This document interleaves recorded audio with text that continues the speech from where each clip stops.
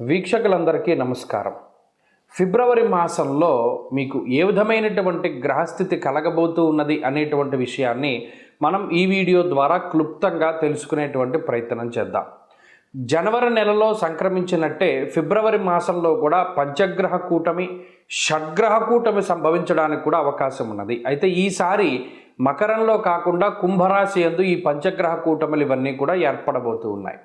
అలాగే ఫిబ్రవరి మాసంలో ఉండేటువంటి గ్రహస్థితిని గనక మనం ఒక్కసారి గమనిస్తే మిథున రాశి యందు గురుడు సంచరిస్తూ ఉన్నారు. అలాగే సింహరాశి యందు కేతువు యొక్క సంక్రమణం జరుగుతూ ఉన్నది, కేతువు సంచరిస్తూ ఉన్నారు.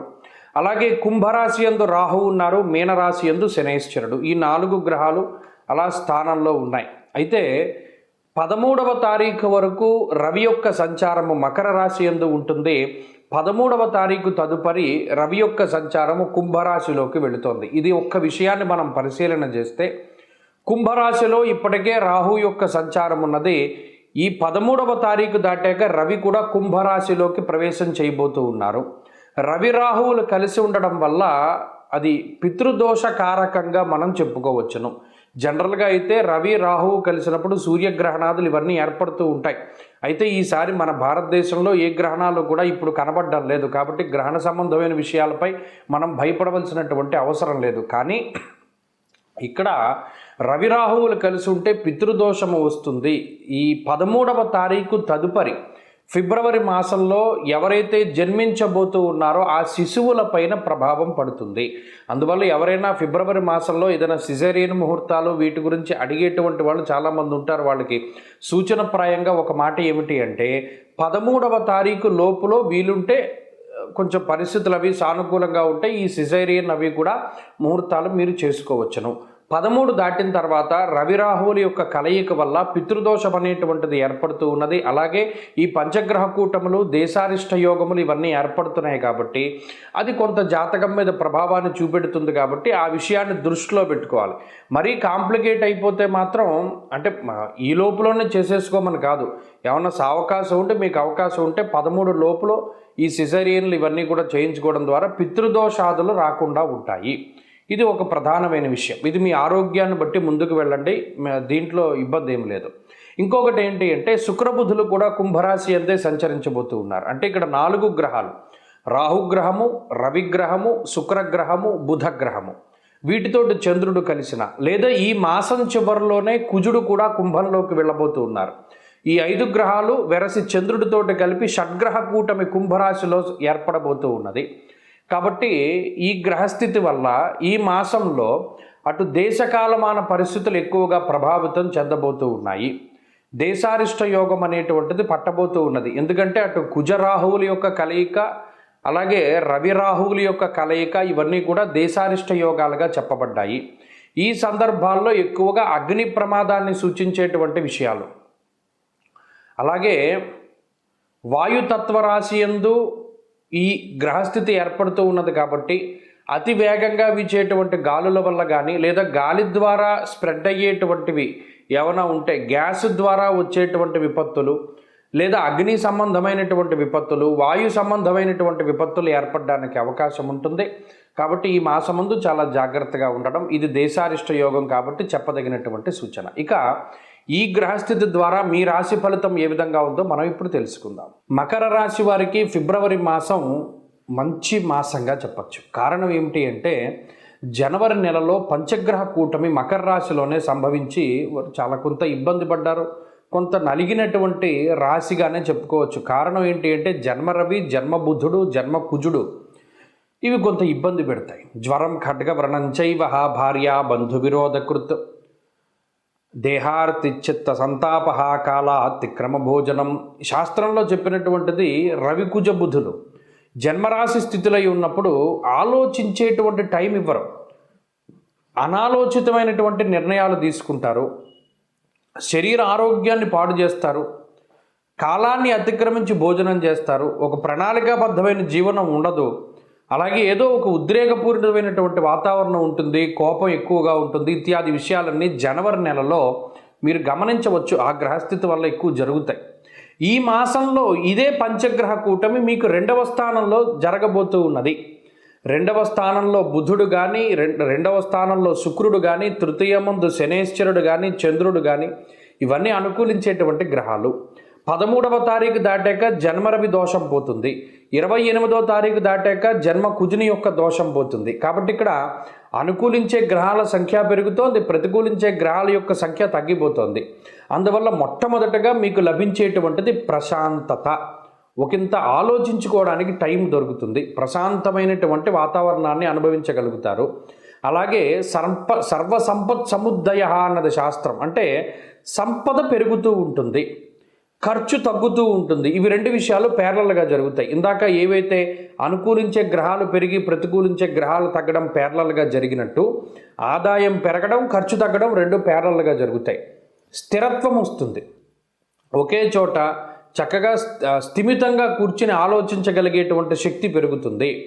అలాగే సాన్నిహిత్యం పెరుగుతుంది, మనుషుల మధ్యలో ఉండేటువంటి విభేదాలు సమసిపోయి సాన్నిహిత్యం పెరుగుతూ ఉంటుంది. అలాగే మీ మీద జరిగేటువంటి నీలాపనిందలు దుష్ప్రచారాలు ఇవన్నీ తగ్గుముఖం పడతాయి. ముఖ్యంగా మీ మాటని విశ్వసించేటువంటి వారు పెరుగుతారు. గతంలో ఎవరైతే మీ మాటను నమ్మనటువంటి వారు ఉన్నారో, ఇతరుల యొక్క చాడీలు విని మిమ్మల్ని చేదరించుకుని మిమ్మల్ని దూరం పెట్టినటువంటి వారు ఉన్నారో, వారు నిజాన్ని తెలుసుకుని మరలా మీ దగ్గరికి వస్తారు.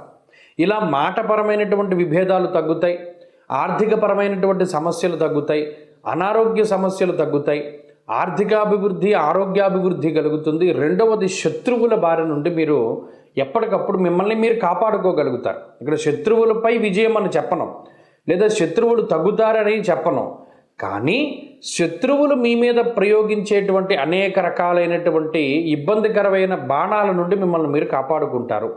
ఆ ధైర్యము, ఆ లౌకికమైనటువంటి జ్ఞానం ఈ గ్రహస్థితి వల్ల వస్తుంది. కాబట్టి ఈ మాసం గత మాసంతో పోల్చుకుంటే చాలా అద్భుతమైనటువంటి మాసంగానే చెప్పవచ్చును. ఒకంత మెరుగైనటువంటి ఫలితాలని ఆశించాలి. సరే, ఈ గ్రహస్థితి నుండి మరింతగా మనం శుభ ఫలితాలని ఆశించడానికై ఎక్కువగా ఈ మాసంలో సూర్యారాధన చేయడం చెప్పదగినటువంటి సూచన.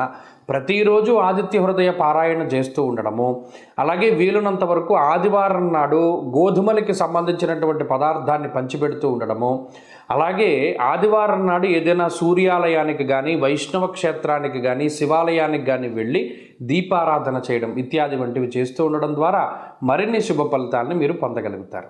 మకర రాశి వారికి ఫిబ్రవరి మాసం మంచి మాసంగా చెప్పచ్చు. కారణం ఏమిటి అంటే జనవరి నెలలో పంచగ్రహ కూటమి మకర రాశిలోనే సంభవించి వారు చాలా కొంత ఇబ్బంది పడ్డారు, కొంత నలిగినటువంటి రాశిగానే చెప్పుకోవచ్చు. కారణం ఏంటి అంటే జన్మ రవి, జన్మ బుధుడు, జన్మ కుజుడు ఇవి కొంత ఇబ్బంది పెడతాయి. జ్వరం ఖడ్గ వ్రణంచైవ భార్య బంధు విరోధకృత్ దేహార్తిచిత్త సంతాప కాలాతిక్రమ భోజనం.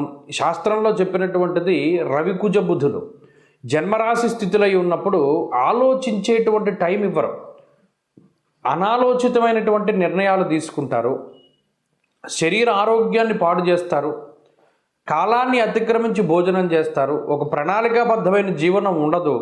అలాగే ఏదో ఒక ఉద్రేకపూరితమైనటువంటి వాతావరణం ఉంటుంది, కోపం ఎక్కువగా ఉంటుంది. ఇత్యాది విషయాలన్నీ జనవరి నెలలో మీరు గమనించవచ్చు. ఆ గ్రహస్థితి వల్ల ఎక్కువ జరుగుతాయి. ఈ మాసంలో ఇదే పంచగ్రహ కూటమి మీకు రెండవ స్థానంలో జరగబోతూ ఉన్నది. రెండవ స్థానంలో బుధుడు కానీ రెండవ స్థానంలో శుక్రుడు కానీ తృతీయమందు శనేశ్వరుడు కానీ చంద్రుడు కానీ ఇవన్నీ అనుకూలించేటువంటి గ్రహాలు. 13వ తారీఖు దాటాక జన్మరవి దోషం పోతుంది. 28వ తారీఖు దాటాక జన్మ కుజుని యొక్క దోషం పోతుంది. కాబట్టి ఇక్కడ అనుకూలించే గ్రహాల సంఖ్య పెరుగుతోంది, ప్రతికూలించే గ్రహాల యొక్క సంఖ్య తగ్గిపోతుంది. అందువల్ల మొట్టమొదటగా మీకు లభించేటువంటిది ప్రశాంతత. ఒకంత ఆలోచించుకోవడానికి టైం దొరుకుతుంది, ప్రశాంతమైనటువంటి వాతావరణాన్ని అనుభవించగలుగుతారు. అలాగే సర్వ సంపత్ సముద్దయ అన్నది శాస్త్రం. అంటే సంపద పెరుగుతూ ఉంటుంది, ఖర్చు తగ్గుతూ ఉంటుంది. ఇవి రెండు విషయాలు ప్యారలల్గా జరుగుతాయి. ఇందాక ఏవైతే అనుకూలించే గ్రహాలు పెరిగి ప్రతికూలించే గ్రహాలు తగ్గడం ప్యారలల్గా జరిగినట్టు ఆదాయం పెరగడం ఖర్చు తగ్గడం రెండు ప్యారలల్గా జరుగుతాయి. స్థిరత్వం వస్తుంది, ఒకే చోట చక్కగా స్థిమితంగా కూర్చుని ఆలోచించగలిగేటువంటి శక్తి పెరుగుతుంది. అలాగే సాన్నిహిత్యం పెరుగుతుంది, మనుషుల మధ్యలో ఉండేటువంటి విభేదాలు సమసిపోయి సాన్నిహిత్యం పెరుగుతూ ఉంటుంది.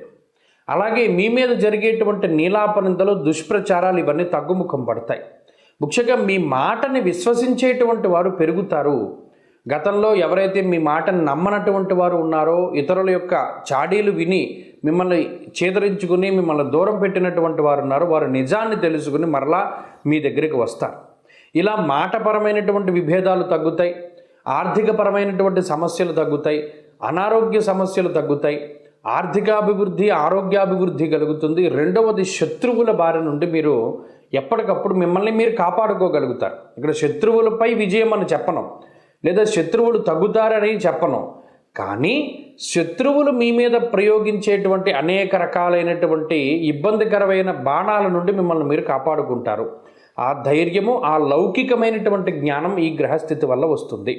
కాబట్టి ఈ మాసం గత మాసంతో పోల్చుకుంటే చాలా అద్భుతమైనటువంటి మాసంగానే చెప్పవచ్చును. ఒకంత మెరుగైనటువంటి ఫలితాలని ఆశించాలి. సరే, ఈ గ్రహస్థితి నుండి మరింతగా మనం శుభ ఫలితాలని ఆశించడానికై ఎక్కువగా ఈ మాసంలో సూర్యారాధన చేయడం చెప్పదగినటువంటి సూచన. ప్రతిరోజు ఆదిత్య హృదయ పారాయణ చేస్తూ ఉండడము, అలాగే వీలునంత వరకు ఆదివారం నాడు గోధుమలకి సంబంధించినటువంటి పదార్థాన్ని పంచిపెడుతూ ఉండడము, అలాగే ఆదివారం నాడు ఏదైనా సూర్యాలయానికి కానీ, వైష్ణవ క్షేత్రానికి కానీ, శివాలయానికి కానీ వెళ్ళి దీపారాధన చేయడం ఇత్యాది వంటివి చేస్తూ ఉండడం ద్వారా మరిన్ని శుభ ఫలితాలను మీరు పొందగలుగుతారు.